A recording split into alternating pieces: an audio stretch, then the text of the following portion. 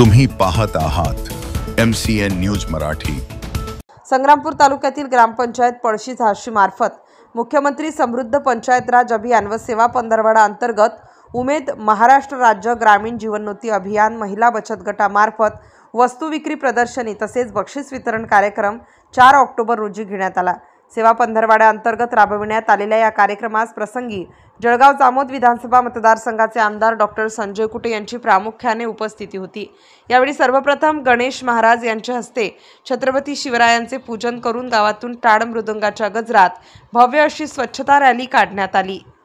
पंचायत समिती संग्रामपूर येथे कार्यरत प्रवीण गोंड यांचा मुलगा वंशचा आमदार डॉक्टर संजय कुटे यांच्या हस्ते सत्कार करण्यात आला।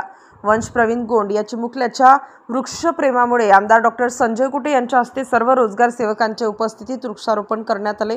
त्यानंतर श्री शंकरगिरी महाराज मंगल कार्यालयात आयोजित कार्यक्रमामध्ये महिला बचत गटांच्या वतीने विविध स्टॉल लावण्यात आले होते। बचत गटाच्या या प्रदर्शनीचे आमदार डॉक्टर संजय कुटे तसेच उपस्थित मान्यवरांच्या वतीने पाहणी करण्यात आली।